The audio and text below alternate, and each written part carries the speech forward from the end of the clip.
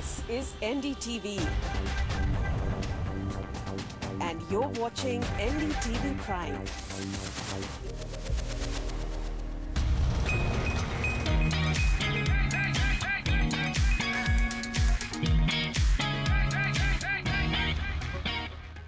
It is time once again for CNB Bazaar Buzz here on the NDTV network. I'm Siddharth Vinayak Partnkar. Let's take a look at what we have lined up for you on today's show. The Bajaj Avenger Street 180 review. Ferrari launches its latest and its fastest in India. We catch up with the Mercedes-Benz India boss on the new S-Class launch. And Toyota drives home safety amongst school children.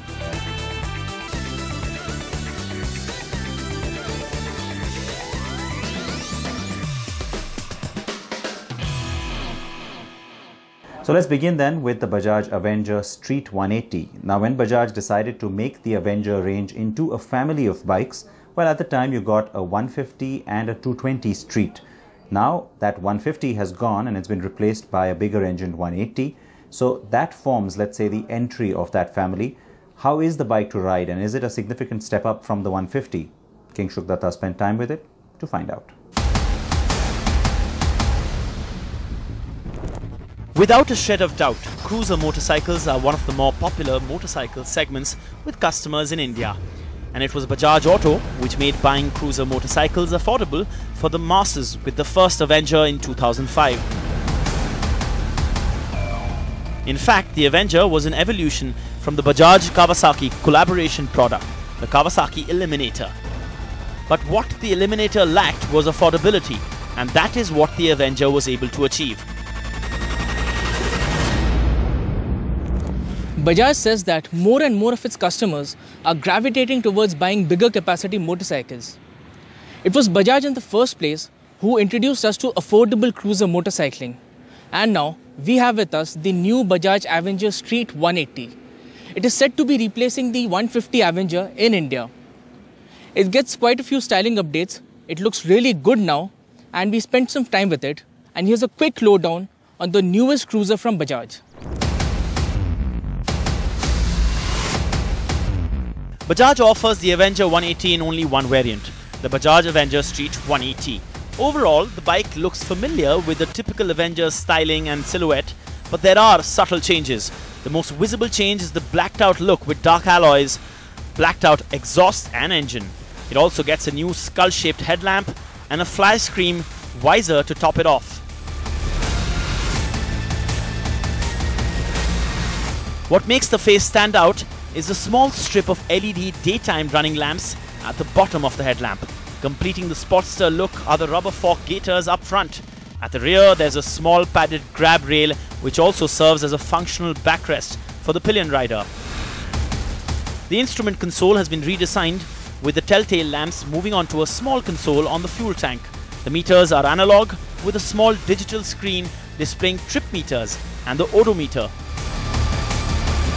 To keep the look of the bike chic and urban, Bajaj has not put any chrome elements on the Avenger Street 180. The overall fit and finish certainly goes up by a notch, but it still looks like the same Avenger we have been used to seeing all these years. The engine on the Avenger Street 180 makes 15.3 bhp at 8,500 rpm and a peak torque of 13.7 Nm at 6,500 rpm.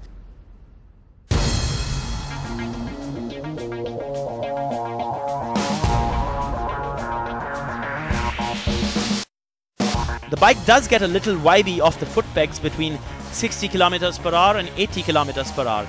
As far as city riding is concerned, it does a good job. Oh, and the gearbox is slick with a light clutch, which makes shifting gears easy for the rider. The claimed fuel efficiency figure is approximately 44 to 45 km per litre. Whatever I feel about the motorcycle, I'm going to tell it to you straight. So talking about the suspension first, it is just about plush. It's not overly soft nor is it jarring. It feels right. And the engine, of course, it's been inspired from the Pulsar 180, but this makes less power and less torque. Not that big a difference. Bajaj says that the engine is tuned to deliver a chunk of power and torque at low and mid revs. So that gives it this extra punch that you need when you're riding in the city.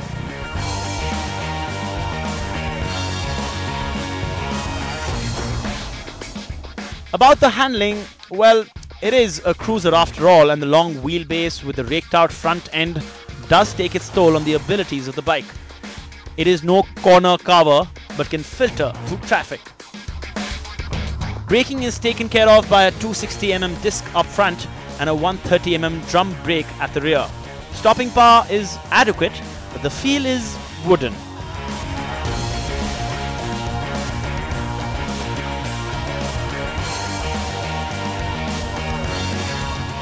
Bajaj has priced the Avenger Street 180 at 85,450 rupees or so, ex-showroom Maharashtra.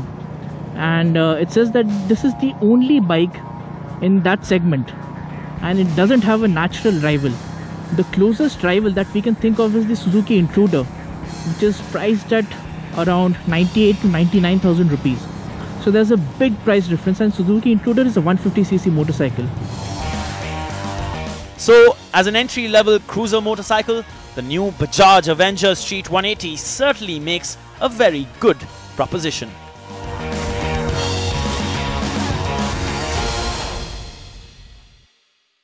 So the latest Bajaj bike. Now we move on to the latest Ferrari, and it has been launched in India. I'm talking of course of the 812 Superfast, and it comes with a hefty price tag like every other Ferrari, but this one is just a little bit extra special.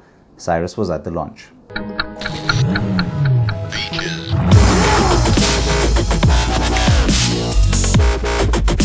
India might not see a huge number of supercars and sports cars sold every year, but the market is definitely growing and quickly. And here is the newest entrant in the supercar segment in India, the Ferrari 812 Superfast.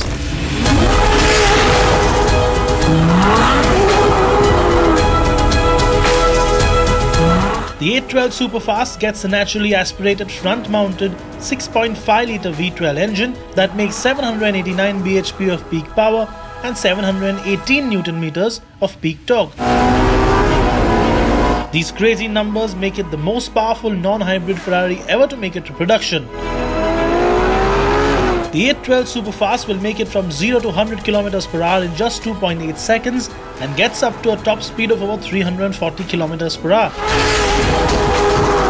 Power is transmitted to only the rear wheels, but to keep all that power in check, Ferrari has fitted the 812 with 4-wheel steering and a new traction control system called side slip control. You also get active aero all around the car.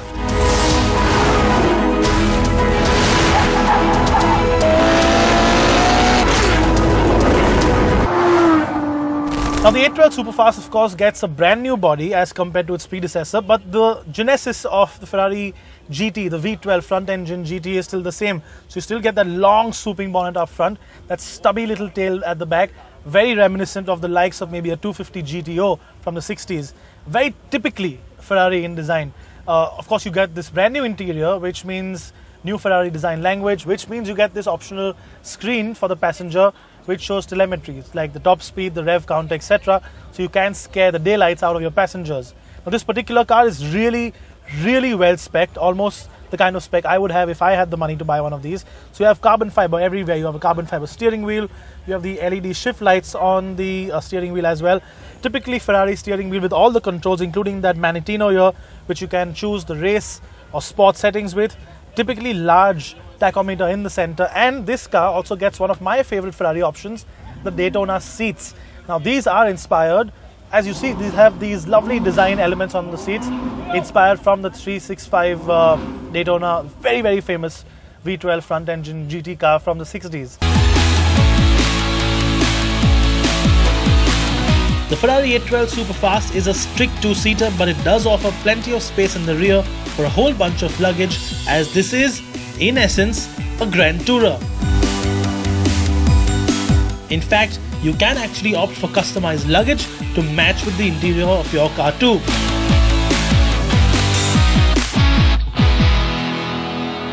And that brings us to the other big question, the price of the 812 Superfast. It is a large car, it is a GT, and it comes with a large price tag as well. It's 5.2 crores ex-showroom, and that of course is before you start speccing it out and before you get into the options list, which, as you can see with this car, is extensive, and you can actually get almost anything you really want out of the Ferrari customization program as well.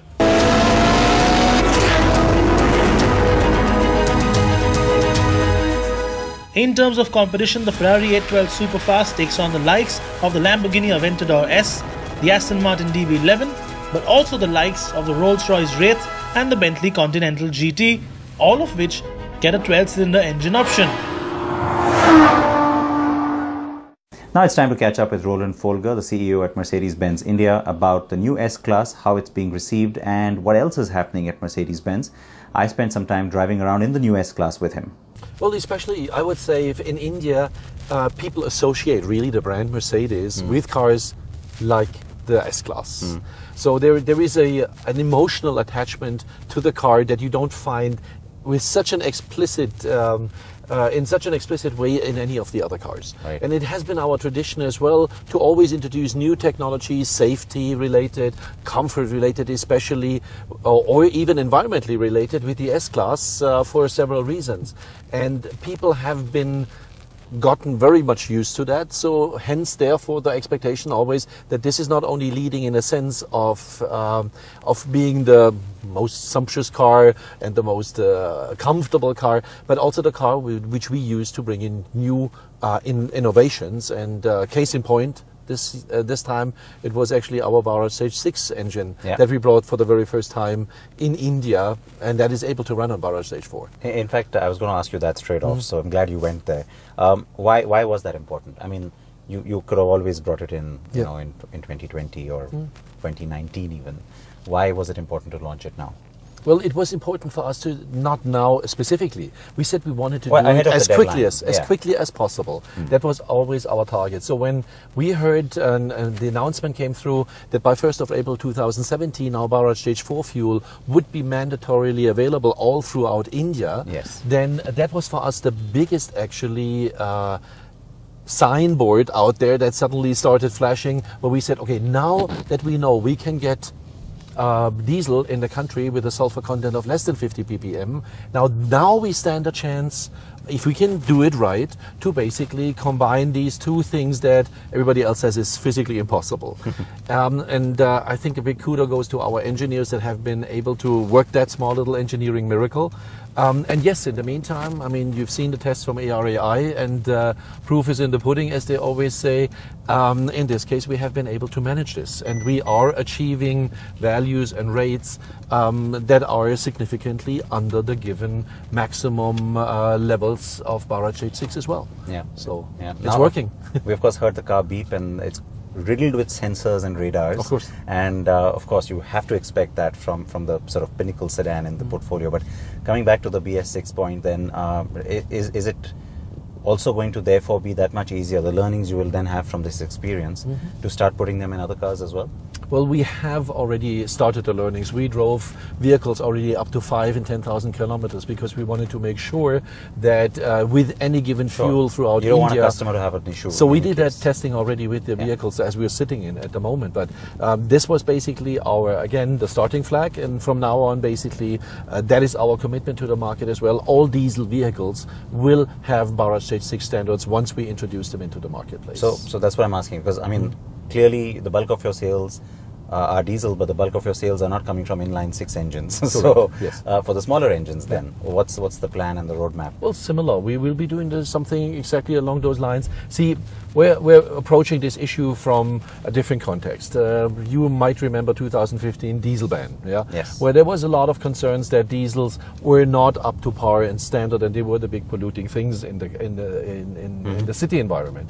And we said, well, let's prove that wrong. And I think with now bringing diesel vehicles to emission levels that are down at the same level with petrol versions, I think that the proof again is there that this is achievable and it's doable, and that diesel that have significant benefits from a CO2 perspective, and therefore also play an important part in keeping the environment safer as far as CO2 emissions are concerned, now are really the best of both worlds. Now, You've done the launch a few days ago.